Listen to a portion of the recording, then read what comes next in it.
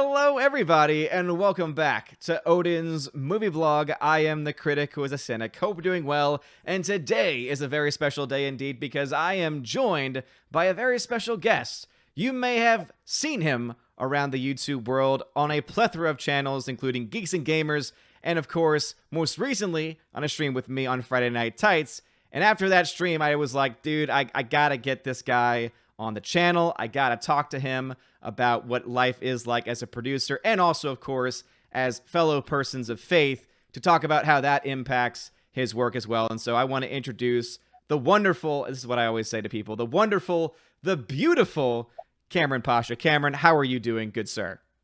I'm doing great. I'm honored to be on the show, and I've been. I think I said this to you on when we were doing the stream earlier. I've been a fan of your channel for a long time. You know, this. I found all of you guys after The Last Jedi, and because I was just desperate trying to find people that made me realize maybe I'm not crazy and I'm not alone. And I found your channel very early on, and I really enjoyed it. And I'm just delighted to be here now. Well, thank you very much for that. Yeah, and also I just again want to thank you for taking the time because obviously, you know, you do work in Hollywood as a producer, as a writer, and so obviously your time is very precious. And so thank you so much for taking some time to talk to me a little bit, have some conversations, answer some questions. And yeah, it's just been fun to see how you've kind of like blown up in the YouTube sphere, I feel, over the past few weeks, especially because obviously you've been in the chat. You know, there's that, you know, the top thinkers chat, the secret chat that we, you know, won't talk too much about just because of, you know, if you're not in the club, you're not in the club. But, you know, so we've been, you know, interacting there a little bit, but it's just been really cool to see, you on Friday Night Tights and on Geeks and Gamers and stuff like that. So what has that experience been like? Have you found that there's now been, you know, more and more people like trying to find you on Twitter and social media and reach out to you? Or have you felt like anything has really changed since that's happened? Well, it has definitely been interesting phenomenon. Like I said, I've been just a random person in the Fandom Menace for a couple of years now, just another person tweeting and talking and saying my opinions. Mm-hmm. And people have been aware that I work in the industry, but I guess now that I've been able to get on some of these videos and some of these live streams, I guess the point of view that I've been bringing, and because I'm actually able to talk from the perspective of someone who's actually been in the industry, Mm-hmm. and I'm very honest about it. I don't really live in fear of the industry, and people tell me I'm crazy because I should be it. But yeah, we'll talk about that at some point in the video. But today, Yeah. but you know, I'm a believer in God, and God's always protected me. And even though I've often put myself in hot water, He tends to rescue me, and hopefully He'll keep doing that.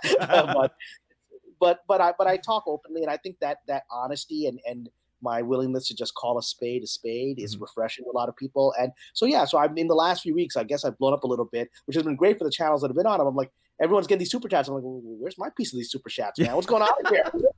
but thankfully, what I'm getting out of it is, aside from making new friends Mm-hmm. and being able to share my perspective, which is somewhat stifled within the Hollywood system. Mm-hmm.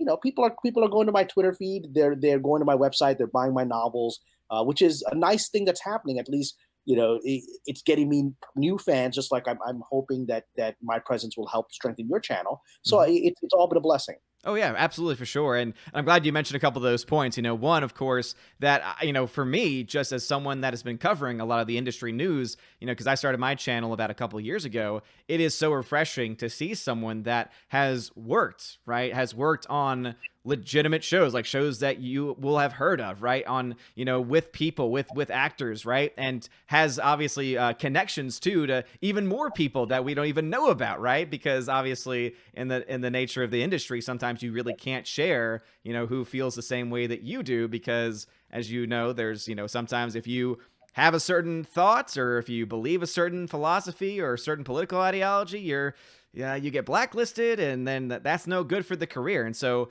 just mad respect and mad props to you just for being willing to speak your mind, to speak openly, and to speak so candidly as well on a lot of these different channels and platforms.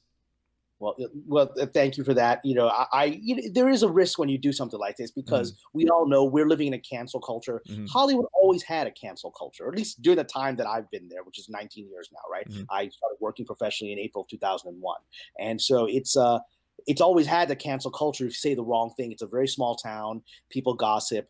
You know, stuff you say in a writer's room, you'll find out. You know, somebody that you were criticizing, you know, somebody in the writer's room, an assistant told a friend who was an assistant who told somebody else, and it gets back to that person, and then you've got a new adversary, right? Yeah. And so, it's a very small industry, and people cancel each other very quickly here. There's a lot of jealousy, a lot of pettiness, because we're all trying to get to that the top there of the mountain. And then that's just how the industry is.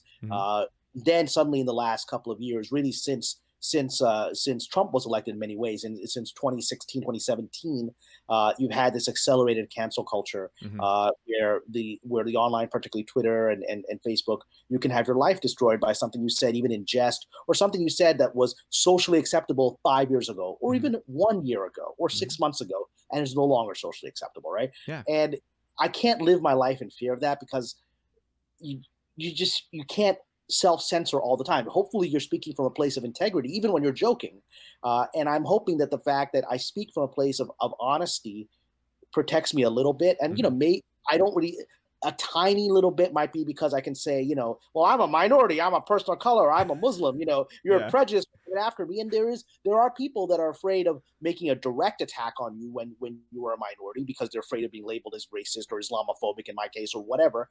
That doesn't mean they won't attack you behind the scenes in a much more vicious manner, right? Yeah. And so there's always a risk. But again, because I believe in God, and because the only reason I'm still doing this after 19 years of people very aggressively trying to block my career, and taking things away from me, and taking projects away from me, and being very open about it, and I'm still here, and I'm working at a level that I'm proud of, that's a divine blessing. So I have to keep trusting it. And I think part of that is I'm willing to talk, to put my faith in God, and I talk from the heart. And I think when you talk from the heart, there's a protection with that. Oh, yeah, absolutely. Because you're obviously speaking from a place and a position, as you say, of faith, which is a matter of the heart, right? It is something that it is not just, obviously the head's a part of it. There's reasoning behind it as well, but it really does come from the heart, especially. And I'm glad that you mentioned that too, because it does, I think, provide a really good contrast. It's interesting how the Fandom Menace and how a lot of the groups and channels associated with the Phantom Menace have been labeled as, hate groups and as being hateful and bigoted and closed-minded. And yet we're the ones that bring in people with various opinions, various backgrounds. And we don't, even though all of us are in this industry trying to succeed, right? We're on YouTube and we're trying to get subscribers and everything. Instead of us looking at it like you see in the Hollywood model, where it's, well, I got to beat you and I got to beat you and let's destroy each other. It's interesting how in the YouTube model, or at least in the Phantom Menace side of things, it's about support. It's, oh, I like your stuff, or hey, I agree with your stuff, or hey, I think that we could definitely work together on certain things. So hey, let's help each other, right? I mean, that's how I got involved with Geeks and Gamers originally. Was I was doing box office numbers, and then Jeremy realized it and said, hey, I like what you're doing, man. Could you do this for the channel? I said, absolutely, right? And I do love the comment you made earlier about being on the live streams. You're seeing all the super chats coming in. You're like, hey, where's my cut of it? Sometimes that's how I feel too, right? Because where am I getting a piece of that $50 super chat? Yeah, exactly. Sometimes I feel the same way, right? Because I've been on those streams. I've been on Friday Night Tights, and for me, it's always been though. That's one of the cool things is that it's not really about, in that situation, about the money. It's about, hey, we're here to support each other. And it does help us individually. Like, as you said, it's driving traffic to your website. It's driving traffic for people to look into your work, to buy your books, to actually look into the history of the projects you've worked on, to pay attention to your Twitter, therefore, to look into your future projects and support those as well. And so you're still getting something out of it. For me, I, gained subscribers. And there are people now that are members on my channel that had never heard of me until I was on something like Friday Night Tights. And so I just think it's interesting how when you compare the Hollywood structure where it's fight, fight, fight, let's tear each other down, versus this YouTube structure where it's still personalities, still vying for the same thing, where there is still a sense of competition, and yet it's also different as well. Odin, you're absolutely right. It is something that I actually noticed. I was fascinated how, because I followed everyone individually. I followed you individually. I followed Jeremy individually. I followed Abu Nas individually, right? All these people, OG Star Wars. I was just following them individually. And then they all started popping up on each other's feeds. And then things like the High Council and the Dark Council and, and all these various multiple groups coming together that have made me really happy. The Babedom Menace, all of those things, the toxic femininity, where people are coming in and supporting each other. That is a very different model from what I've experienced in the industry, where we work. It's a collaborative industry. We work together on projects, but there's everyone just moves on after they've worked together on a project. If you made some friends, hopefully they hire you on the next thing, or you hire them. But there isn't this kind of feeling of rising tides raise all boats kind of thing, right? And so I've witnessed that here on YouTube, and I think that is a new phenomenon that's developing, and it developed completely organically. And again, I don't know if it's happening everywhere. It certainly happened in the Fandom Menace, because you pointed out something, Odin, which is correct. This is the most diverse group of people I've ever seen together. I mean, look, I think you're a devout Catholic. Is that correct? Right? That's correct. You're Catholic. I'm Muslim. We've got people who are LGBT. We've got Mormons. We've got left wingers. We've got people who love Biden and Hillary, and we've got people who love Trump. And we're all united because we share certain interests, particularly in Star Wars and some other projects, and we don't like where the industry is taking these things. And that's the most amazing thing. Whenever in those early days, when it's like, oh, these are just a bunch of these toxic fans and racist fans, like, I'm getting the most passionate critiques of The Last Jedi from African Americans, like Abu Nas, right? Gospel according to Mark with a C, right? Those are, I mean, that I was seeing that very early on. I was like, what are you guys talking about, right? And then, women like Mecca Random were coming in and saying, I believe she's a bisexual woman. She's a woman. She's LGBT, and it's like, why are you putting a label that women, they hate this and this is anti-LGBT? I'm a critic as well, and so that's the blessing, is that we all created completely ad hoc this community, and we have our points of view. We go home to our families and our lives, and I don't think our points of view are largely changed from our interactions, but we've developed mutual respect. Absolutely. And that's what it's all about, right? That's what the human experience is all about, is, hearing and listening to and seeing people for who they are, right? Seeing that there is a person on the other end of that, and believing in the dignity of that person, no matter where they come from or no matter what their background is. And I'm glad that you mentioned, right, the sense of diversity in not just the community, but also in the chats as well. One of my favorite things is whenever Friday Night Tights is just going and rocking and rolling, and you got Jeremy coming in there dropping F-bombs left and right, and then all of a sudden you see a comment, and who is it? It's Father Christopher Miller, right? It's a Catholic priest, and he's there still watching the stream, supporting the stream, and it just goes to show you is that, what we've found is a common ground to stand on. And that's something that can unite, right? And that's something that unites all of us, is our common ground is fandom, is being fans of various projects and wanting to see those projects and wanting to see the things that we love protected and to be respected above all things, really, too. And that's the thing that's kind of holding us all together, and it's allowing us to have these conversations. And right now, right, to have this conversation between you and I, about fandom, and also, of course, about the differences in our own faith, that can happen because of this community that has been built up. Well, what unites us is this, and because there are other communities, there are apparently, pro Last Jedi and pro Disney Star Wars communities. I don't know how unified they are, but they're certainly loud. I don't think they have the sense of camaraderie that we do, because, I think in some ways, from what I've seen of those, is they're all, because I don't know how genuine all those opinions are, but let's assume they're genuine, but they all seem to be trying to get the attention of Disney and trying to get the affirmation of Lucasfilm and trying to get Mr. Rian Johnson to like one of their tweets, right? And so they will push each other aside for that moment of glory, whereas we are standing against something, which is the corruption of storytelling. So we don't really want, we are standing against power and fame and all and the forces of ego. And because to do this, we've had to swallow our egos. We had to say, we're going to go against the power structure, and even if we're isolated and alone, we're going to talk about this. And that's the things that united us. I was a religion major in college. I've always been fascinated with religion. And one of the reasons that it's been so important to me in my work as a filmmaker is that religion is the greatest storytelling. There's a reason these religions work, right? They over thousands of years, the stories work, and they penetrate the human heart, and they continue on generation after generation because they're teaching us something that we feel is true. And that we found in, and we are all, like I said, different religions right here on this particular video. But what unites us is we love storytelling, and we both can tell when storytelling is no longer storytelling. And because our hearts are turning against it. And that's what brought us together. No, you're absolutely right. It's when the stories are no longer stories, but rather agenda, right? And really, in a sense, propaganda. We don't want propaganda coming into our stories. We just want good stories. And that's what it always comes down to. People say, oh, you just hate it because it's a female-led story, or you just hate it because of this or that. It's like, no, we hate it because the agenda has taken the place of the character, has taken the place of the character arc, has taken the place of the storytelling, you know? And obviously there's so many examples that we can go into with that, and it's just truly amazing though how misrepresented really I feel like the group is overall. And that's why it's great to have people like you coming in now and being, you know, now a visible face, because you are a part of this, again, the Hollywood side of it, right? So you have the insights of Hollywood, right? You have the ability to kind of help us bridge that gap a little bit to find out, okay, so what does Hollywood perceive of these things going on right now, and what is their perspective on it too? So again, it's just, I feel like the Phantom Menace is just constantly expanding, and to now include Hollywood producers in it as well is just really awesome to see.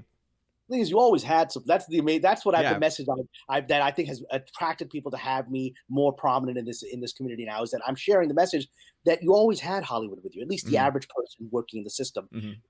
Who's in here to make stories and make movies and TV shows and comics, things that we love.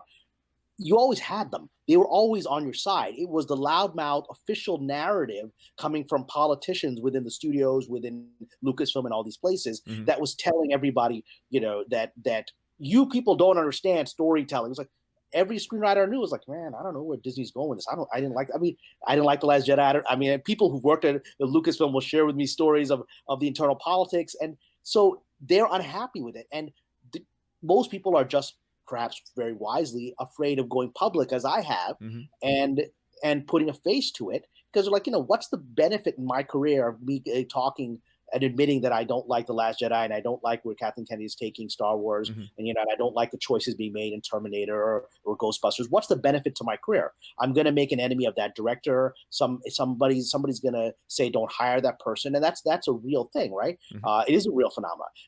The one blessing that I've actually had is I've already been through that. I've been through that because very early on, this industry decided, oh, you know, because I was one of the very few early on practicing Muslim people to admit to being a believer in God and being a practicing Muslim. And very quickly, I got blacklisted in this town. I had people very quickly. I mean, I've been doing this since 2001, right? Yeah. Before September 11th, I've been doing this. So I've seen all the journey of it, right? And in that time, I've had people call me and say, you know, you would have gotten that job, but the boss is like, that guy's a loudmouth Muslim. I don't like him. I don't want him in the room. And because there's no repercussions. What are you going to do? You're going to sue them for discrimination? Yeah. One lawsuit and you're done. No one's going to hire you. No agent's going to represent you. You're out, right? And so that's how, because they know they're protected by the omerta, right? The code of silence within the system. They can say whatever they want. And they think, well, this guy's one Muslim guy and he's harmless and we can push him out. And so very early on, I experienced that thing where people would say, oh, no, you're absolutely perfect for this. You're the best writer for this. I'm just not going to hire you because I don't like what you believe, right? I don't like your religion. I don't like politics. And you make me uncomfortable. And they're that blunt about it. And so I said, okay, well, I've already burned all those bridges. It's been almost 20 years of this. So, I mean, people know who I am. And I've had my agents tell me, you know, that showrunner, that showrunner said, no, I'm just not going to hire him. I know who he is, right? Wow. I know what he's about. And so, I mean, thank God my agents still support me, right? But that's the thing, is that the people who work with me know that I'm a bit of a lightning rod. I mean, after 20 years, if they know that. So what, at this point, being a lightning rod, I mean, I've already made my adversary. So talking about my beliefs and talking to the Phantom Menace, it's not going to make new adversaries. They're already out there. Yeah. And I'm glad that you mentioned too about, you know, having, you know, burnt those bridges very early on, and, you know, really what can you do? Because as you said, even if you have a lawsuit against them, it's not even that code of silence, but basically all they can say is, oh, well, don't worry, we've got billions, you know, millions and billions of dollars, and so we'll just settle out. So yeah, you'll win your case or you'll get some money, but at the end of the day, your career is done, right? You're done here. So and that's exactly what they do. They you know, because there are people that have done. There's been, you know, every few years there's the ageism lawsuit, you know, especially in television, because it's true. TV writers, once they age over 50, and I'm coming close to that, once they age over 50, they tend not to get hired because they're always looking for that young, hip person that understands the young crowd, whatever. And they stop hiring TV writers, you know, at a certain age. And every few years, a bunch of them who are like, well, I haven't been hired in 5 years. I'm still a good writer, will band together and they'll do a class action lawsuit. And it's, like you said, always settled out, and then they're gone. Yeah. I mean, that's basically them taking their retirement money. And I'm like, no, I actually think I got a little more gas in the engine. I'm going to keep doing this. That's awesome. I'm not going to settle out like that. Yeah, and kudos to you for that. And with that all being said, too, especially with everything that you have now, I like to kind of go back just a little bit in time. But what made you want to get started in the industry in the first place? Like, what made you want to get into producing and writing for television and to be involved in Hollywood? Like, what drew you to that industry specifically? Well, I mean, I think all of us who are creative people, and even people that don't think they're creative, are all drawn. I mean, Hollywood has a glamour to it, right? Mm. We all love movies. We love television. We are drawn to movie stars and actors. And I mean, it's human nature. Glamour, there's that seductive side of glamour. And I think we've all got that. But most of us don't actually go down this very painful and risk-filled path filled with rejection, because we're like, okay, I mean, it might be glamorous, but I don't actually want to spend the rest of my life not knowing how I'm going to pay next month's rent, which 20 years into this, I'm still in that journey. Like, I'll have a lot of money for a year or even 2 years, and suddenly like, okay, I haven't worked in a year or so. I'll burn through my savings. How am I going to pay next month's rent? And something always comes, right? Most people, after 20 years of that, I mean, nobody can live through that, right? I mean, yeah, so why am I doing this? I mean, I think, aside from my personal passion for writing, which a lot of people share that won't do this professionally, is, and that's more subjected to my journey. I mean, I was born in Pakistan, raised in Brooklyn, New York, right? Came when I was 3 years old, in the US. And I was raised in that generation where the only images you've ever had of people of my religion and culture were extremely negative. The standard Muslim terrorists had that in the 70s. All the movies with the airplane hijackers in the 70s, and then in the 80s you had the Iranian Revolution, and suddenly you had the Muslim terrorists, and you had the True Lies villains, right? And even one of my favorite films, Back to the Future, if you remember, the villains of Back to the Future were these Libyan terrorists. That's right. Yeah.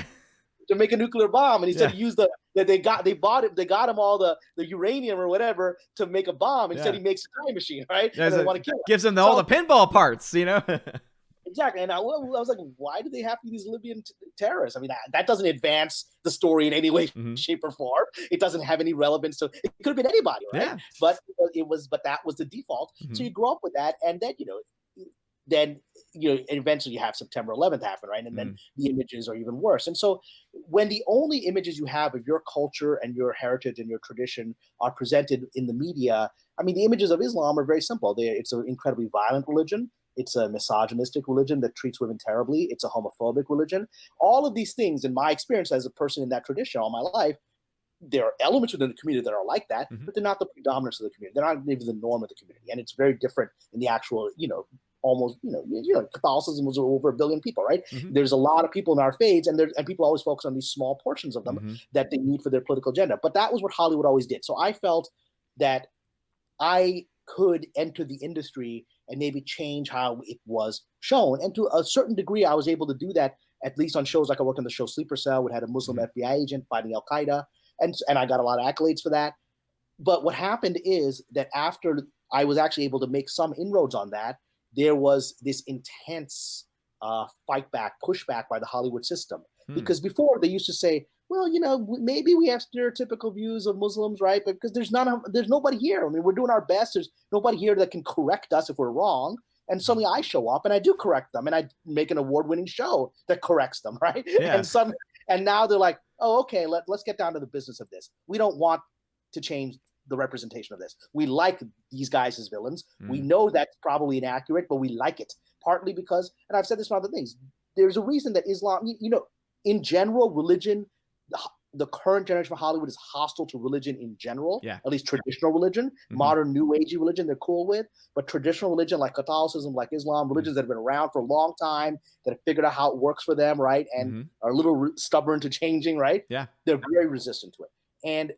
But Islam in particular hits two emotional issues for them. One is, I think, Catholicism to a degree also, and we saw what's happened with Mel Gibson and his efforts to promote Catholic tradition, and they attack it, right? But Islam is seen, number one, as a very conservative religion. It's seen as, like I said, women don't lead the prayers, and that's really sexist, and and all that. And so it's seen as that kind of conservative religion, which goes against Hollywood's liberal political agenda. Yeah. And then there's a second very specific thing, which is that a lot of people in Hollywood have very strong opinions about Middle East and about the Arab-Israeli conflict, right? Most people in Hollywood are very, very sympathetic to the state of Israel they couldn't care less about the Palestinians. That includes Palestinian Christians. They couldn't care less about them. And so even if they're very liberal Hillary supporters, that's an emotional trigger for them. And so Islam is seen as a threat to the state of Israel. So suddenly that brings out visceral emotional reaction.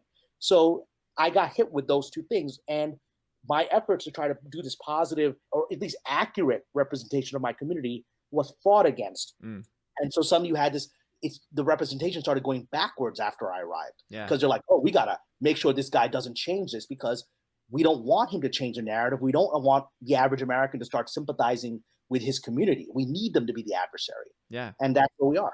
And I think also, like, you know, you touched upon that, you know, I think there might even be maybe even a third reason why. And I think it's something that is shared among especially the monotheistic religions, right? With Judaism, Christianity, and Muslim, is that, or Islam, is that you have a sense of a moral code. And that is something that Hollywood is very much lacking. And when you hear about the things like the Jeffrey Epsteins, and you hear about the behind the doors and behind the scenes, the casting couch, things like that, I think another one of the reasons why, especially, people of faith like you would get pushback is because, hey, here you are trying to portray someone of your particular religion in a positive light. And one of the aspects of a person of that religion is of a moral nature.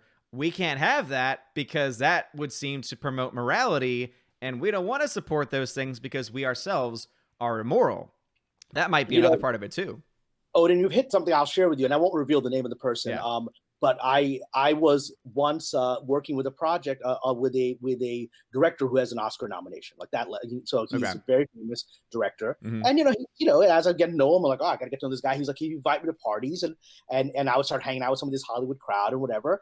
And at the parties, let's just say these parties can be a little hedonistic, right? It's Hollywood, right? Yeah. And look, if you follow my Twitter feed, I love beautiful women. I got no problem with that. But I also, you follow my Twitter feed. Yeah. But I also have my own personal ethics of how I live my life, right?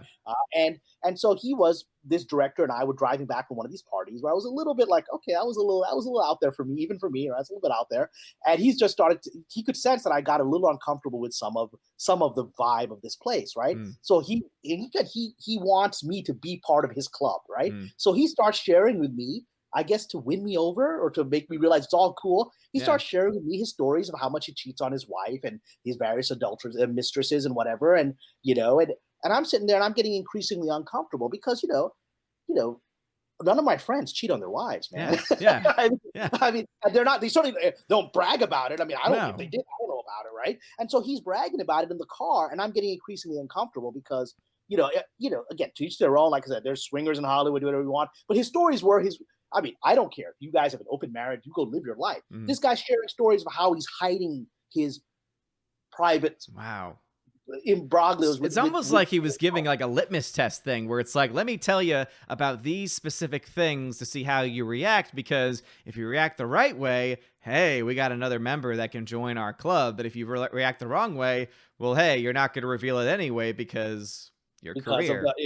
Omerta. And so that's why I haven't revealed his name, and he's still out there working, and and I respect him as an artist. I don't respect how he treats his wife or what he told me, right? I mean, again, like I said, you guys have an open marriage, like God, like, do whatever you want to do. It's your, but if he's like, oh, this is how I hide from my wife, and she'd totally steal all my money if she found out about this. I'm like, man, I don't know. It's not the kind of person I want to introduce to my family, man, because it's just not a person of good moral character who's bragging about this stuff.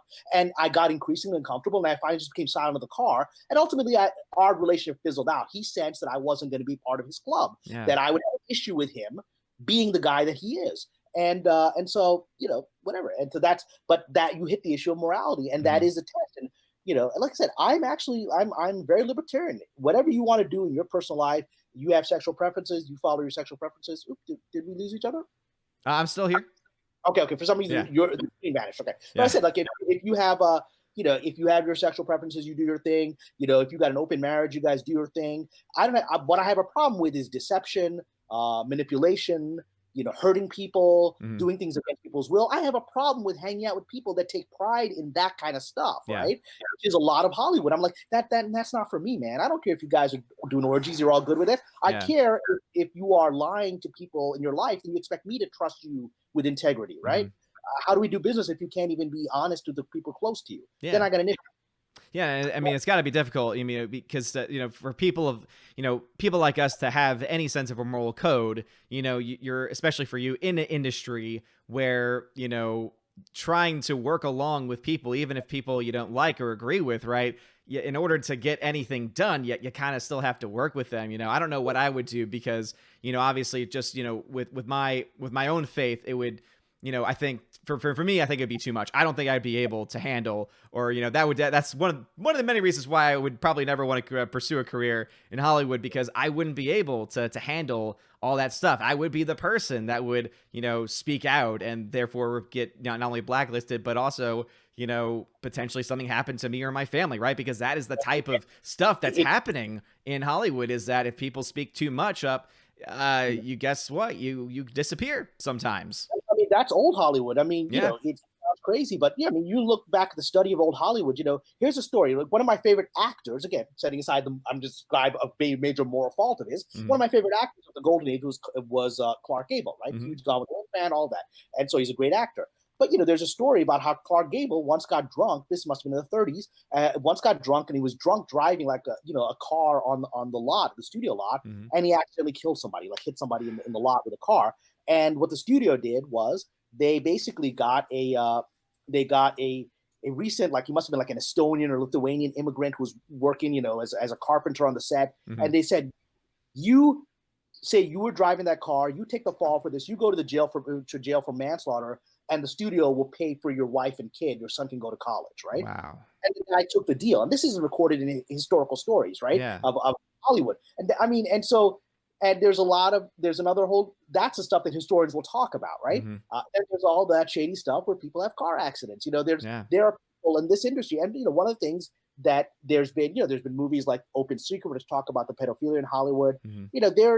There's a lot of critique right now of Mr. Bryan Singer, that director, because a lot of people have accused him of being with underage boys, and he keeps coming back, right? It's because that's just, that world is protected, and the people that you may have heard names like Bryan Singer accused of that, but the people that are really, from what I've heard, deeply involved into this are not people whose names have ever been associated with the public. And if you try to associate with the public, your car, your brakes will be cut. I mean, they have the power to do that. I mean, Harvey Weinstein, what we know is, like, Harvey Weinstein, when he started getting, his accusers were starting to come out and go to newspapers, he hired an Israeli Mossad group to basically blackmail these people. And that's public knowledge.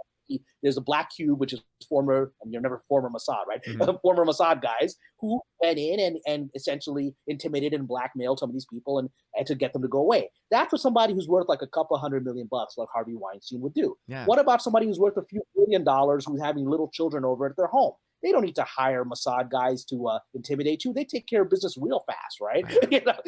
Your car is just going to go over a cliff, right? I mean, and they're not going. Their name's never going to be in a newspaper. No, never. And it's amazing how you see so many similarities between what's going on in Hollywood and all the things you've mentioned, and of course the realm of politics, which is probably why you find so many similarities and so many connections, especially financial ones, between major Hollywood executives and celebrities and some of the biggest names in political power as well. There's not these connections for no reason, people. They're there for a very specific purpose, no question about it. It's the same thing. I mean, we in Hollywood joke, Washington D.C. is Hollywood for ugly people, right? And that's our snobbery, right? But look, one of the things that happens when you work in this industry is I can't say that because most of my colleagues are pretty left wing and they seem to be perfectly willing to put their blinders on about what's happening, right? But for me, what's become very clear to me is that Hollywood is no different from DC in this sense, is that Washington DC, it's just actors. The politicians that we are projecting and arguing over, they're just actors. They're reading a script that's given to them by the movie studio, which are their rich financiers of their political party and of their campaigns. And if they deviate from those scripts, they're going to lose their careers. So, people argue about Barack Obama, or they argue about Trump or whatever. I'm like, why don't you argue about the people who are actually giving them the scripts, right? That's how Hollywood works, is that people focus on Tom Cruise. Well, he's not the one who wrote that script. And if he deviates from the script, his time ends. And so that Hollywood and DC are the parallel, is that the people that are actually running these are not people that are in front of the camera. Yeah, no, absolutely correct. And I think that's why, even more and more the people that, consume the products that go to the cinema, and obviously I am one of those persons because I do love movies and cinema, but people like me need to start, I think, rethinking various things, because basically by allowing the films to continue, it's essentially allowing for a lot of the shady stuff behind the scenes to keep on going as well. So all we can do at this point really is obviously do whatever we can in our personal life to try and limit that, and also hope and pray that we have some type of, someone big comes out, someone has a change of heart, a change of faith, and is able to kind of blow the whistle on all of it and get it all, taken care of. But that's obviously, that's wishing Yeah, for a I lot wouldn't right now. on that. I mean, look, even as believers, we know there's evil in this world, Yeah. right? And evil serves a purpose, right? I mean, God is ultimately in control, right? I mean, evil has always served a purpose since Satan, right? I mean, Yeah. it serves a purpose in God's plan for humanity, and the adversary has a purpose, which is just like when you go to the gym, the weights are your enemy, right? Because you have to go against them, and they provide the resistance, but they also make you stronger, right? So that's how I see evil. I mean, it's not going to go away simply because it is for us to the challenge. It's the weight that we have to lift, right? And that's God's challenge to us. So, and the industry is always going to be, because of the glamour that I mentioned early on, it's always going to draw people who are only there for the glamour and for the illusion, right? In my tradition, in the Quran, there's constant criticism of the human condition of us not seeing that this world is a glitter. That's the word that's used in the Quran, that this world is a glitter. It's a glamour. It's not real. And that's Hollywood, right? That's Hollywood. It's a false image. A professor of mine once said to me, we think of Hollywood as image matters in Hollywood. He said, image is all there is. None of it is real. Even movies don't move. They're just, photographs on a reel, right? And you're creating the illusion of movement. Nothing is, even that isn't real. And so that there will always be people that are drawn to the illusion and are drawn to this for the glamour. Like I said, I'm here to tell the stories that I want to tell from the heart. And a lot of people that I know are here for money, power, and sex. Yeah. I mean, Hollywood will give that more easily than it will give good storytelling. Yeah. Gosh, and that's again why I'm so glad to have you on, to really just help to talk about that, and to have it come from somebody that knows it better than anyone else, because I can say it as someone that's viewing it and reading stories, etc., but it's another to actually hear it from someone that either knows people that are a part of it, or just have had the experience themselves of reacting and interacting with people, in their past with, the projects that the various projects that you've been able to work on, and the people that you've worked with specifically. And obviously you've been working as a producer and also as a writer. Which is your preference? If you had to choose between being a producer and a writer, which do you like more? Well, writing comes to me very naturally. Because I work primarily in television. I've written movies that many of them, they haven't been yet in the theater. So until in the theater, people don't think of me yet as a feature screenwriter, but they do know me as a television writer and producer. And television is structured so that the writers are the producers, because we have to be the ones that manage the process. If you have a 10 or 20 episode order, you have to be arcing out that entire story over 9 months to a year. And so the writers, because of their presence creating script after script to keep that machine running, get power in that system. Movies, the writer tends to write the script and is generally pushed off the stage by the director, who comes in and says, well, now I'm going to do what I want to do with that script. Okay. Bye-bye, see you later, right? So the writers tend not to have power in movies, whereas in television they have power. And so my role as a producer rose because I started off as a screenwriter. I'm still a screenwriter. This morning I spent most of the morning working on this new project that I'm developing and writing for it. And right at this stage, we're not casting it. We're not looking at actors or directors. We're just trying to get the script and the package in the right place, the visual package, to try to sell it. So my primary job is to write, and I love it. I mean, I'm a storyteller by nature. I'm a novelist. Words are the gift that God has given me, and it's the gift that I try to give back. And so that's what I love. The producing part is great because in television, especially, once you've written it, then okay, well now you can be involved in casting. You can be involved in choosing the director. Writers generally tend to be on set. In television, we supervise the directors. So I know Mr. Rian Johnson has actually done several episodes of television, including Breaking Bad, episodes that were well received.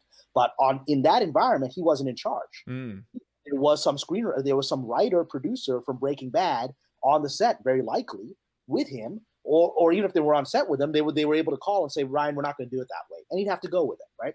Because they're in charge. Yeah, and that's actually a fascinating thing, and I'm glad you brought that up because I don't think I've ever really made that connection that there's a difference in how the movies work versus how television works. But from what you've been saying, it seems like producers in a lot of ways are almost like writers themselves, where it's again, they control a lot of the different elements. So you have the person, that's actually, penning it. But it kind of reminds me, have you ever seen the movie The Majestic with Jim Carrey? No, I never saw The Majestic. So in the very beginning of The Majestic, it deals with specifically an era in Hollywood where you get the blacklist because people are accused of being communist, right? So you have that whole thing going on, McCarthyism. It's a great part of history for them to make this movie in. But the very beginning, the opening shot, the opening scene is great because he's in there, only this time it's for a movie, and he has a script, and he's just sitting there listening to 3 different voices, and all you hear are the voices. You don't actually get to see them. And there's talking about the script, and they're saying, "Oh yeah, there's a dog on page 2. How about we make it a cat? Yeah, cats are more susceptible. Yeah, let's go ahead and let's put that in there. And what if we make the cat? What if we make the cat fall down a well? Oh yeah, that would bring the heart. Oh my goodness." And so thinking of that, it almost reminds me, is that kind of what it is to be a producer in television, where a screenwriter or someone who writes a script or a story brings it to you, and then the producers are kind of the ones that are, some obviously have more power than others, but basically saying, okay, that's great and all, but let's do this too, and we're going to bring this in and this story element in it as well. Well, yeah, I mean, the job of the producer and ultimately of the studio, which is the financier, whoever pays for it has the final call, right? Yeah. Is to give notes. Is whenever a screenwriter brings a script, they will then, whoever is above them in the system, which will be the producers and the financier, the studio, will give notes and have it rewritten based on their vision.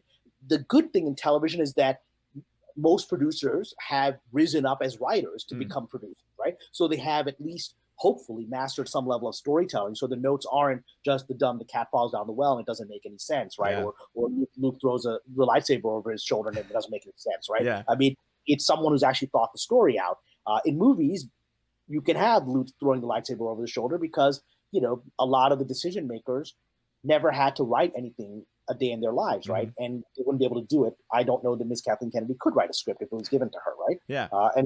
So that's how it works with storytelling. And there are a lot of mediocre television writer producers. I mean, there's a lot of bad TV out there, right?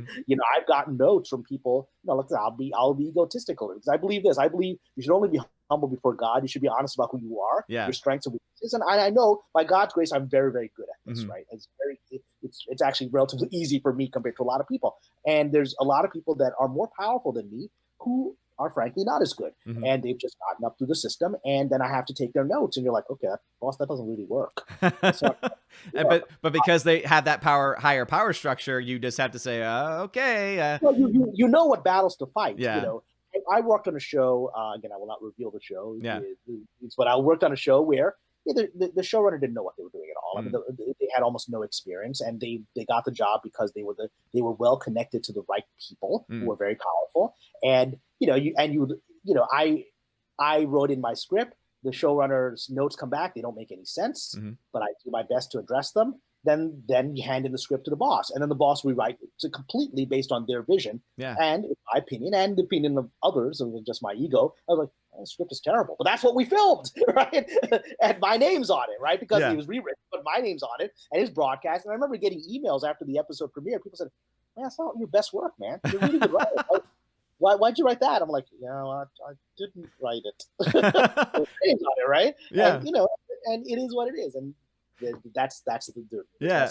And to not reveal, obviously that specific show or episode, but obviously I have your credits up. So you've written an episode of Roswell, New Mexico. It says you've written also an episode of Rain, Nikita, and obviously several episodes on Sleeper Cell. As far as like in general scope goes, how many of the stories that you wrote ended up being mostly yours, or were they mostly like just collaborations of producers and other people and other creative minds that kind of tinkered around with it? Like how much of your actual original story made it to those overall in general?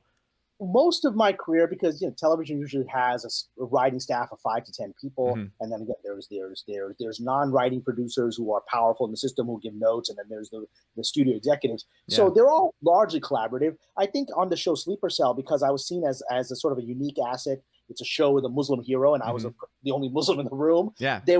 a little more deference. I mean, certainly the showrunners rewrote it to their vision, but I would say a lot more of my original material was kept in those scripts in Supercell. Okay. Interesting enough, a lot of my very first show that I worked on was The Twilight Zone with Forrest Whitaker. Mm-hmm. And a lot of my original material, and that was my earliest job when I was a staff writer at the bottom of the pyramid, Mm-hmm.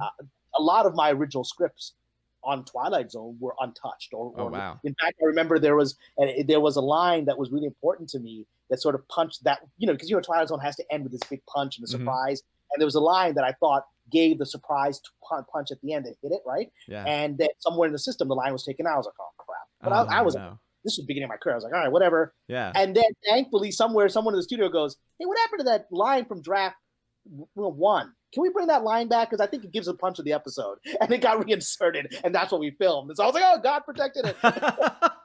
Oh, that's amazing. It was like killed in the first. It's like it was killed in the first draft. I was like, but that's the best line, boss. Like, what do you know? You just started working 2 weeks ago. And then I watched it. I didn't even know it was back in until I watched the dailies from set. I was like, hey, they set my line. And like, yeah, they got it. I put it back in. Oh, that's amazing. Yeah, I mean, but it's just really cool because, oftentimes, when we look at, because obviously we, people like us on YouTube, we look to IMDb and we say, oh, it says, this person wrote it, so we're going to talk about this person. But you don't really think about it. And I think, obviously to different levels, it works in film and television, that most likely there were other hands that touched the story before you get the actual final product of what it is itself. Because you mentioned too that in movies, it mostly is, okay, the writer or a writing team obviously gets a story together, and certain directors can then basically, do with what they want with the story. And I guess they can throw the script out depending on their power. Many directors fancy themselves writers, and they're not. I mean, I think, and I've criticized him publicly. I don't think I'll ever work with him. I think he's actually heard of me by now, Mr. Rian Johnson. I think he's actually heard of me and has found me to be an irritant. But of course, he thinks, he's here and I'm here, whatever. Mm-hmm. But our paths, I don't think I'll ever work with him. And so, I think Mr. Johnson is a brilliant visual director. Mm-hmm. I think even Last Jedi, which I didn't like as a movie, is beautifully shot. I mean, their cinematography is stunning, right? And it's really stays with you. If you just wanted, like a beautiful art piece, that's all you did. Yeah. The script doesn't work, in my opinion, because, the very fact that he keeps defending the script suggests to me that he's not a writer, and that, other movies, I thought Looper was a decent script. Who knows who was involved in fashioning that script, right? Yeah. And so ultimately, I don't think he's a writer, but, he's the kind of guy with his power that you give him a script, he can just say, I don't want to do it this way. I'm going to do it my way. And that's what was filmed. And I think that Rian Johnson's a great example because he's one of the few who is always listed as writer and director. So the best part about that, though, is that when we think the movie sucks, we can blame specifically one person, because if you're both the writer and the director, you hold, therefore, all the cards, all the power, and therefore also all the responsibility as well. Well, I mean, the ultimate example of that is someone who has made amazing movies, M. Night Shyamalan, right? I think The Sixth Sense will 100 years from now still be a good movie. Yeah. Right? I think it will be taught in film schools, and it should be. It's a great movie. And for me, the tragedy was I was so blown away by The Sixth Sense. I was so excited. And then I saw the next one, which was Invincible or whatever, Unbreakable. Yeah. I was like, okay, this is not The Sixth Sense. Okay, I got where you're going with this. It's a little long.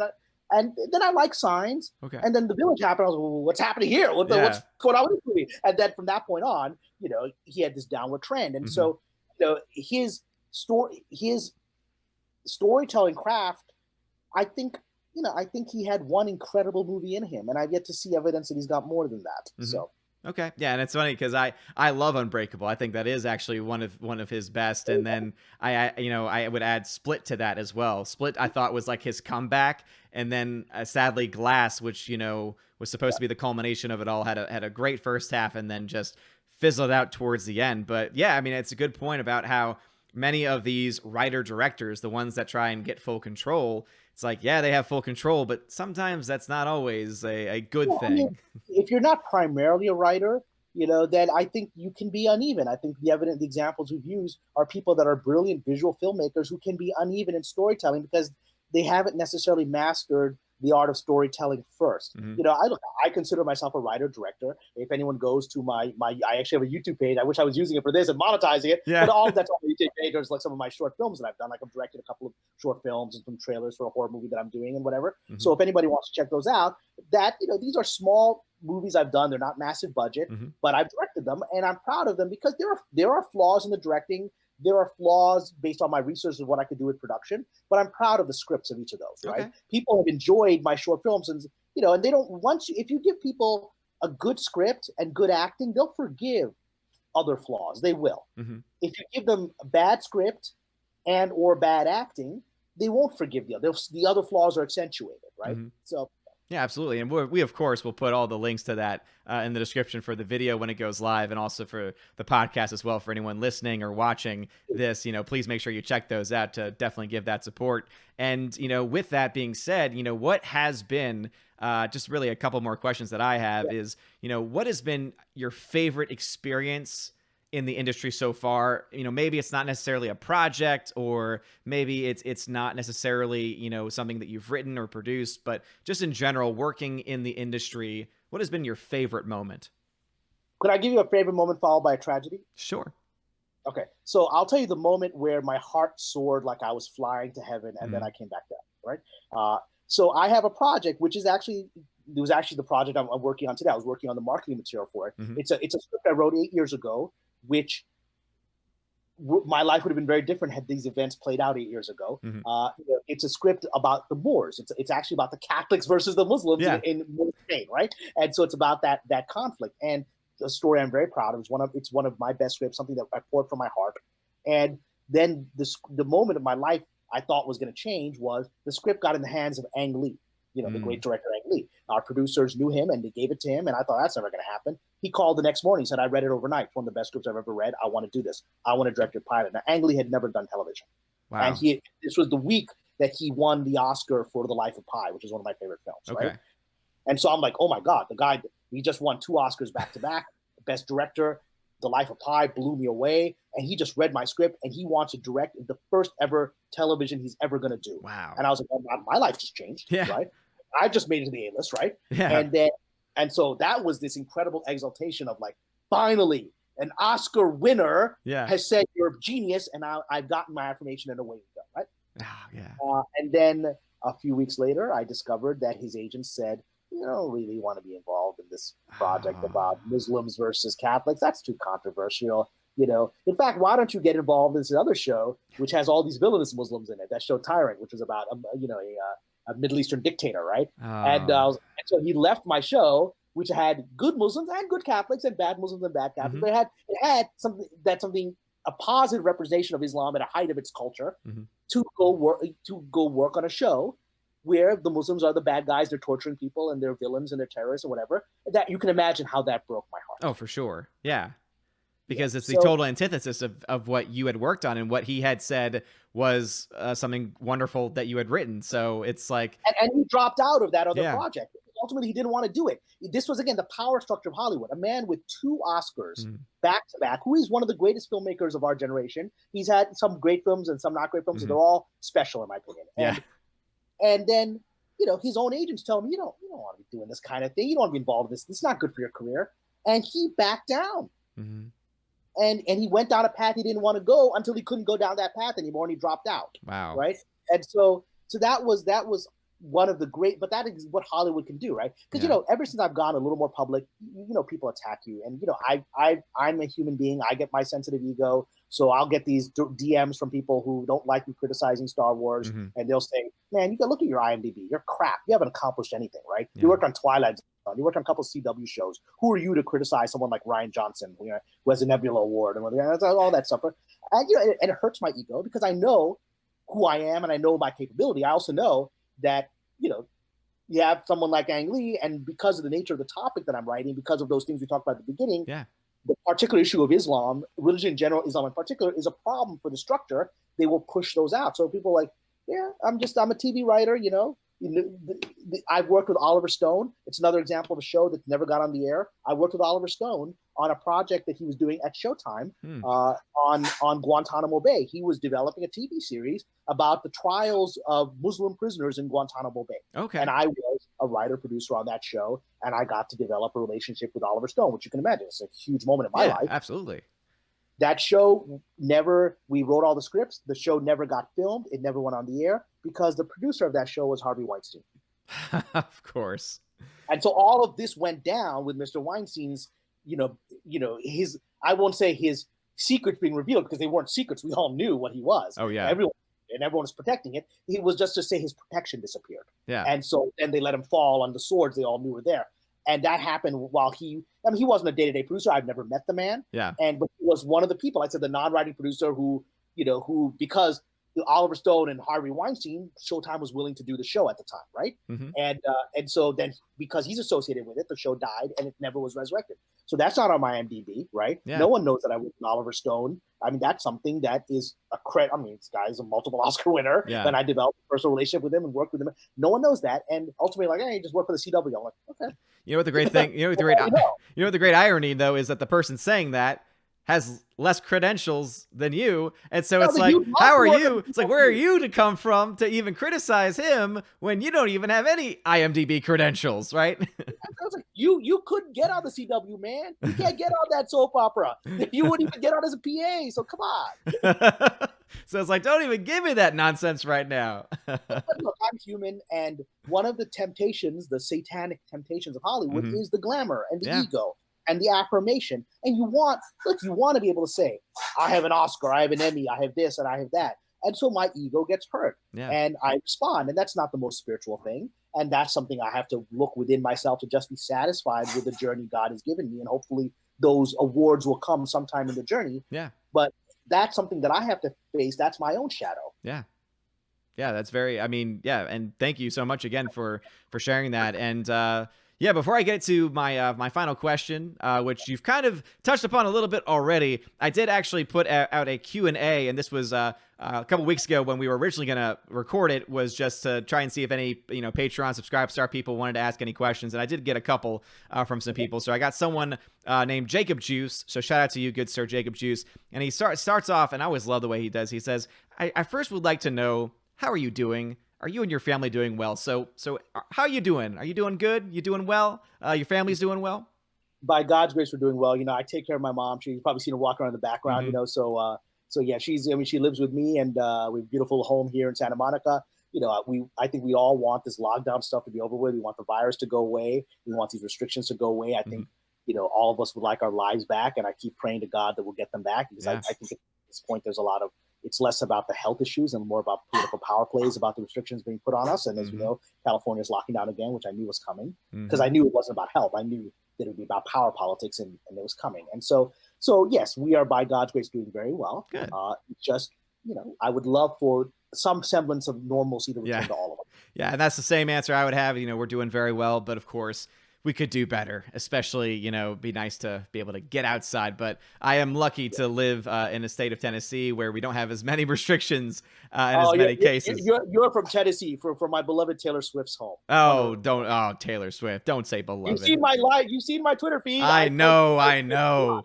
And it disappoints me. Anyway, but his question... You have to like her politics. She's a good singer. So anyway, his question, though, is, do you think that women in the last 3 years have had different roles in films than from about 10 years ago? To me, it feels that women seem sometimes more important than men. If I look at recent films like Marvel's Star Wars, they have certain characters that are played by women, but don't in the end have a necessarily important role. Where are the characters like a Sarah Connor or a Ripley? Those had great stories. Thank you for reading my question, and I wish you both a great day. Best, Jacob. So thank you for the question, Jacob. And yeah, so what do you think about that? We've obviously had a huge influx, especially in the era of #MeToo, where there have been a lot more female roles being pushed forward, but not really good female roles, not well-written female roles. And so, why do you think that is the case, right? And do you think that we might see that eventually change? Well, I think it's a political thing, which I've witnessed here in Hollywood, is that, again, we're talking about storytellers versus political ideologues, right? And in the time that I've been here, political ideologues have been on the rise, right? People that, first of all, aside from their political ideology, where they believe the world is unfair in this, and this way, and they feel they've been sent here to change people's thinking through the Hollywood system, right? That aside from that ideology, there's also a lack of understanding of Hollywood history. Women have been, and two things: women have been treated poorly in Hollywood since the beginning. They're treated poorly today. The casting couch has always been there, going back to the silent films, right? at the same time, women have also been incredibly powerful. I mean, Yeah. if you go back to, I mean, I'm a big fan of the silent films and the classic films. You go back to Greta Garbo and you look at all these people. I mean, there were powerful female directors back in the silent film era, right? I mean, there's been, some of the best screenplays of early golden Hollywood were all written by women. Yeah. Female screenwriters were very prominent from the early 1900s in Hollywood, right? And so there's always been that. There's always been the injustice and the opportunities. That's always been there, right? And in the last few years, you have people that are disconnected from that history who don't know it. And so as a result, they think they're inventing the wheel for the first time. Yeah. And because they are unfamiliar with the history, I mean, you have the average executive that I deal with who gives me notes. I'm 48 years old. The average executive that will give me notes is usually 25 years old, wow. 26, right? And so you can imagine they don't have a lot of life experience, Yeah. right? And so, but they're the ones who in the system, they're my bosses, right? And many of them don't have aside from life experience, they don't have the knowledge of the history of it. So there are people that have never really seen Sarah Connor. They've never absorbed. They don't know about Bionic Woman from the 70s that I grew up with, or Wonder Woman, right? Or watch Buck Rogers and realize Erin Gray is the most powerful person on that cast because she's so beautiful and kick ass, right? Yeah. And so they don't have that experience and that memory of it. So they think that they're coming into a boys' club, or at least they've been taught that in their universities, that they're coming into a boys' club and this is their moment to shine, and not realizing that they're part of a long heritage. And so because of that, you've had this unfortunate situation where a lot of these stories are being managed by people without that historical knowledge. And so they're now thinking they're creating the wheel from scratch. And as a result, because they're doing it from ideological points of view rather than the storytelling, they're creating mediocre characters for women. They're creating stereotypical characters, right? And so you've seen the quality of female storytelling go down in the last few years. Rey is not a better character than Leia. Leia is a better character than Rey, right? Mon Mothma is a better character than Rey. Yeah. Because, Mon Mothma gets to emote and show feelings and has, even in the few minutes she's on the screen, she has a journey, right? Yeah, for sure. And so it's because of that, you had this backward trend. And it's unfortunate because I think Hollywood is beginning to wake up to that until very recently. The last few years, you had Ghostbusters was the first, this Ghostbusters rehash that bombed was the first wake-up call. Oh, yeah, for sure. That was the ideological effort. We're going to make the sexist, movie when Ghostbusters doesn't work without Sigourney Weaver, right? It doesn't work without her, the original movie, right? And so, you have this situation where people, we have to do the female-centric one, and they do this ugly, dumb parody that offends the audience and has no market. Yeah. And then follow that up with Terminator, which, my understanding, it wasn't really a bad film, and it wasn't even as woke as it was presented, but that was marketed as such, as part of that ideological agenda. And so you had the Terminator Dark Fate, and then you had Charlie's Angels. And, Charlie's Angels, which was one of my favorite shows as a little kid, right? And the movies from the early 90s by McG were great because they understood Charlie's Angels. Charlie's Angels was about beautiful, sexy women having fun, right? That's what it's about. And it's campy, and you go with it and you enjoy it and you have fun with it, right? And instead, if you try to make Charlie's Angels a feminist trope, I mean, not by this definition of feminism, right? Where femininity itself is unattractive, right? So you can't have Cameron Diaz jiggling on screen, right? And so that doesn't work. And then Birds of Prey came as the third strike in all of that. So Hollywood had learned that, okay, this isn't making us money. Women aren't going to see these movies. I mean, women didn't see Charlie's Angels. I mean, and then they blame it on men, right? Well, men didn't see it. Well, why did women see it, right? Yeah. Why did women go rush to more men saw Birds of Prey than women did? Yeah, and yet they'll still blame the men, even though more men saw it. I mean, it's just this constant disconnect. Because the way I would answer it is that, absolutely they totally ignore their history, but also they're trying to overcompensate. So because they ignore the history, they think, oh, we have to make it up so much. And by doing that, what they do is they say, okay, let's start off with this. There's a female character, and that's their starting point. And the problem with starting off there is that you really don't have a whole lot of places to go. Instead of saying, let's start off with a character. Okay, what's that character about? What are some traits about that character? And then in the process of making the character, that's when you find out whether the character is a male or a female character, right? But if you just start off by saying, it's a woman, and that's where we're starting, it just kind of takes that away. Like, the only reason why, seriously, answer the question, why does Ghostbusters 2016 exist?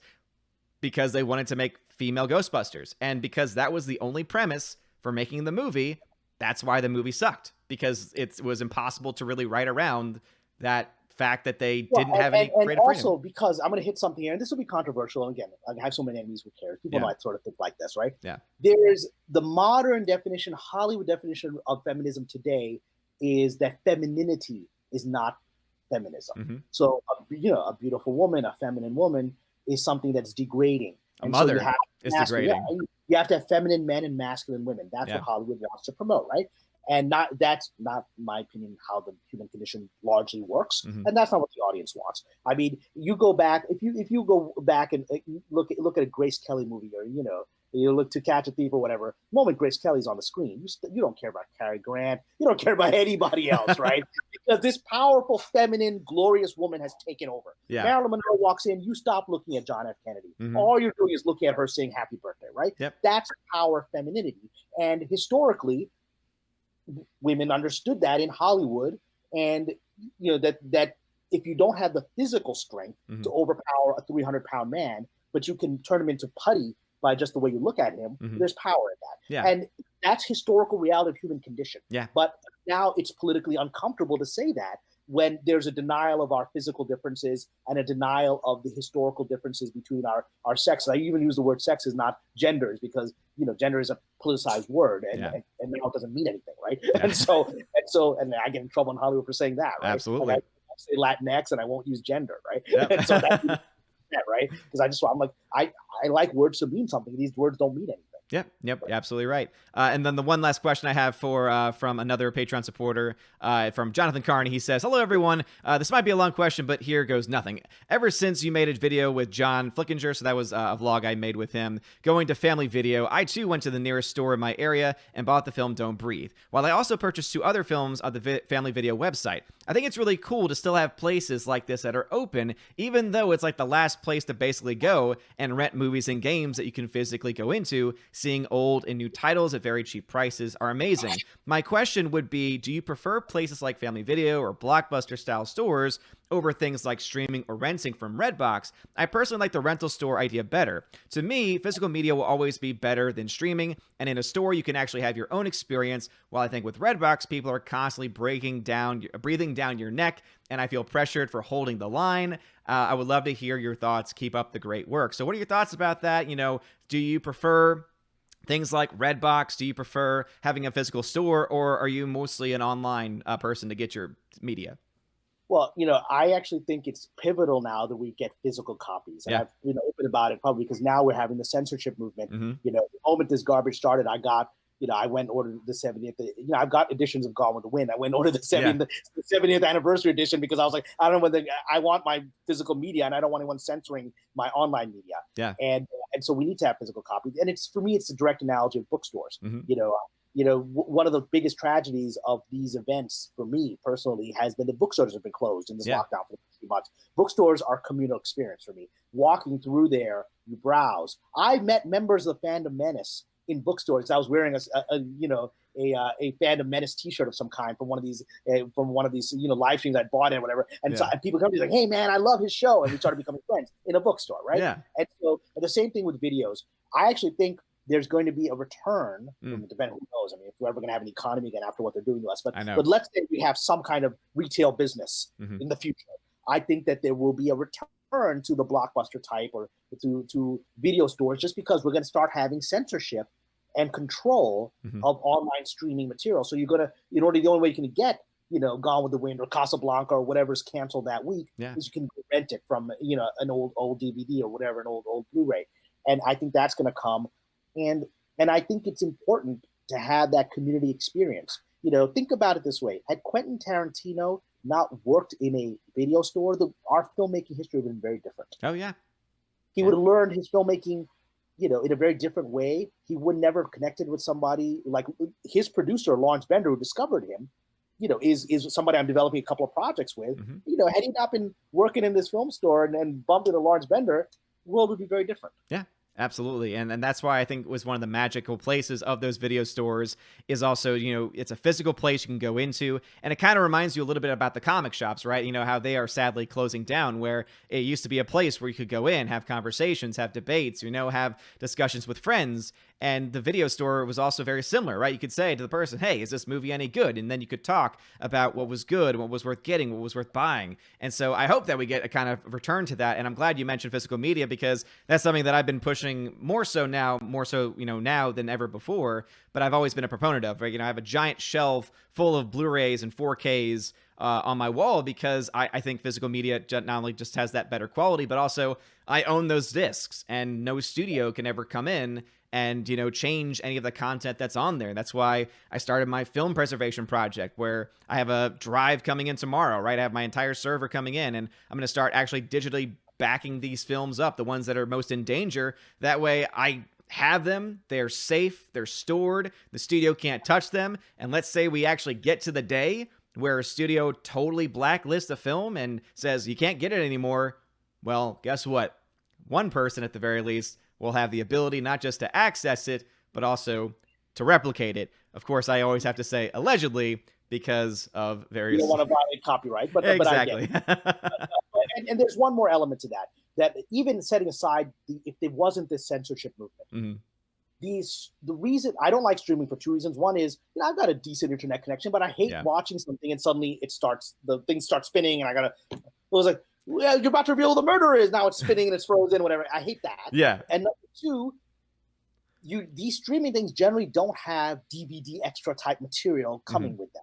And so, those are wonderful. I love watching, behind the scenes footage. I love watching commentary from directors. A lot of me learning how to be a filmmaker has been watching the classic commentaries on films.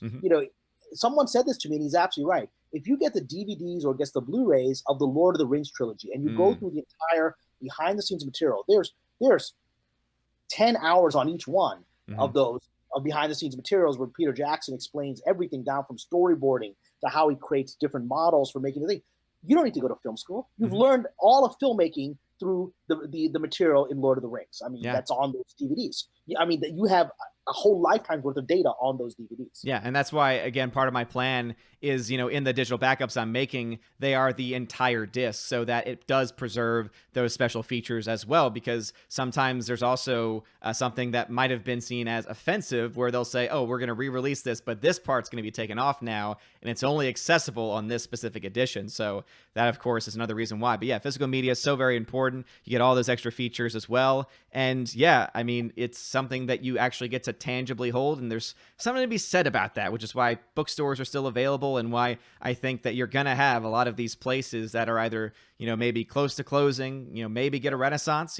Who would have thought, 20 years ago that people would be going back to vinyl? And yet people went back to vinyl. People are going back to drive-ins. Yeah. I mean, this lockdown, they shut everything down, but in California, there were drive-ins that you can go to the movie and drive in. So this is something I said recently to a colleague in Hollywood, who's like your standard Hollywood progressive liberal. I support Hillary, I support Obama, blah, blah. A standard guy, a sweet guy. But, and he said to me that he's very confident that, he's not too worried about Trump and all this and whatever, because it's all, history is progressive. History is evolving to a higher direction. I was like, no, history ain't progressive. History is cyclical. History goes in circles, man. Whoever's on top is on the bottom. Whatever was in the past is going to be in the future. That's history. That's all of history. And there's no evidence of any kind of linearity to history because again, he's like standard Hollywood rich Marxist, right? Rich spouts Marxism, doesn't actually follow it, doesn't think it out. I'm like, he actually believes that we're evolving in this Marxian journey of history. I was like, it's never happened. And right now we're going backwards. Oh yeah, for sure. And I think here's the thing is that we've lost something that I think is important to that discussion too, and that's philosophy. Because if you actually study philosophy, you see that it is indeed cyclical, because what do you see happen? You see the ideas that are from ancient Greece eventually came back and were readapted for a new time. And then you see it happen once again, right? So, philosophy, I think, is a great example of how these things can definitely be cyclical in this way, and how history can be. And it's, again, something that I think is very much lost on our modern day culture, was we don't have enough philosophical studies to be able to have good discussions. But we've been having an excellent discussion. I know that we're getting close to time and that you're a busy man. So I want to just end off with this. And that is, is there anything that you haven't mentioned already about any future upcoming projects? And how can people support you? So how can everyone that's listening right now give you some support, look forward to any projects going forward, or find anything, or how to find and follow information for any future projects that you have? All right. So I'll tell you, if you want to follow me on Twitter, my Twitter is just my name, Kamran Pasha, KamranPasha. I've locked it temporarily just because I've got a little bit of harassment that I don't want to deal with right now. Mm-hmm. So I'm trying to, especially because you said I'm getting a lot of attention recently, and so Yeah. you eventually get some weirdos and a little bit too much. But so if you want to follow me, just send me a request, and I'll just make sure you're not one of these people that looks like they're going to make my life miserable, and I'll accept it, right? Yeah. And so, and then that's that. If you're able to go to my website, again, my name, KamranPasha.com. I actually want to step aside for a second to show you something. Let me do this. Oh, absolutely. So on my website, you can actually purchase my novels, which I'm very proud of.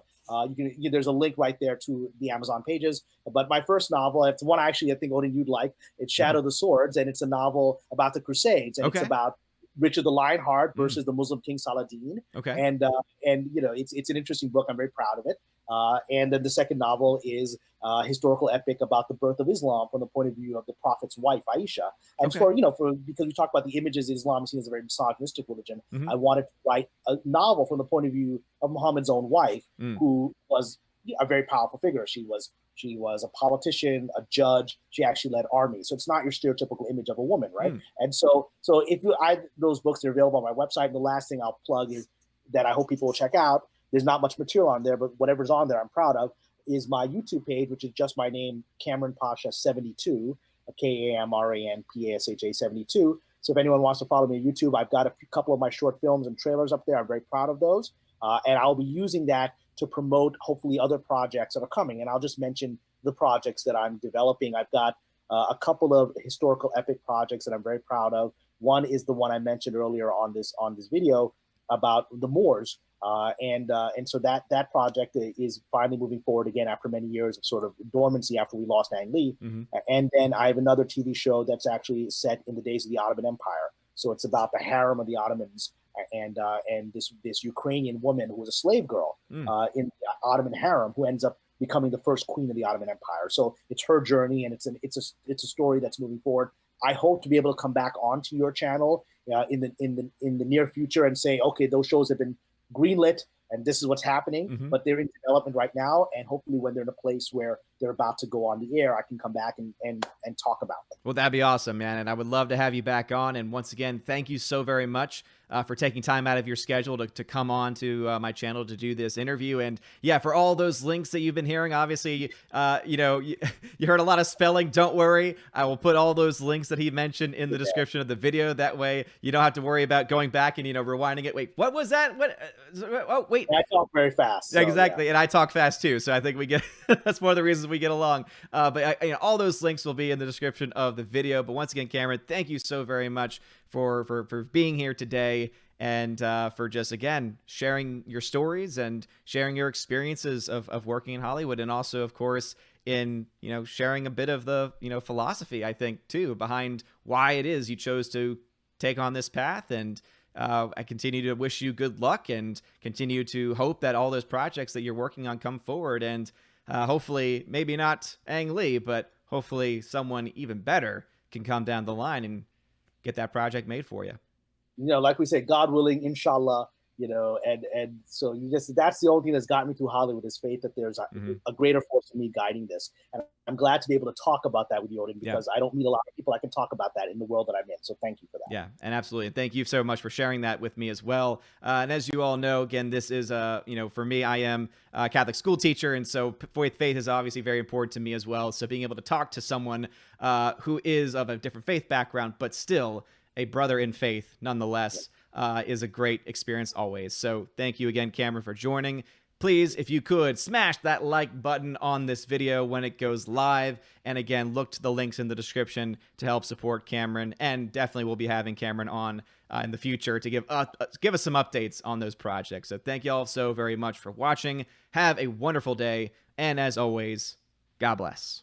And now a huge shout out to all of my Patreon members: Albertus Magnus, Animation Commentator, Brian P., David Bobrizik, Dion, DivX, Enrique Evangelista, Father Christopher Miller, hail to you, Father, Frank the Tank and the Shawhan Wiener Dog Clan, Harold Francis, the Honky Chonky Funky Monkey, Inflamed Wood, Intertrap Productions, Jason Clark, Jacob Juice, Jeffrey Toone, Jonathan Carney, Kenneth Camille, Lady T, Laura Story, who is the modern Major General, Mad Mitch Dunaway, Mike Jackson, Mr. Peabody and his evil twin with the beautiful hair, Orange at Reviews, Outpost Dyer, Out of Step with Reality, Riff Magos, Rosetta Ellen, Steve Glasker, Teresa Martin, Theodore Benton, Tina Bojan, The DJD Show, and Tina B. Thank you all for being my Patreon members, and a huge shout out to my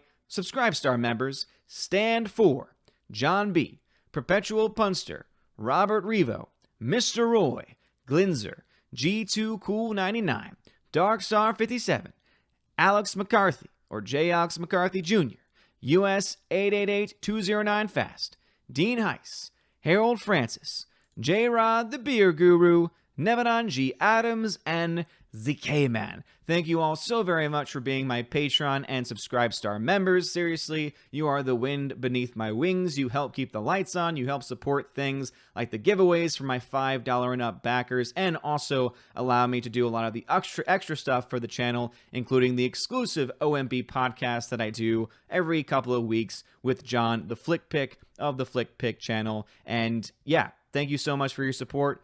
Don't want to really drag it out too long this month. You guys are amazing and beautiful people. If you want to have a name shout out, if you want to have access to giveaways, podcasts, any of that kind of stuff, check the links in the description for Patreon and Subscribe Star. You guys rock. Have a wonderful day. And as always, God bless.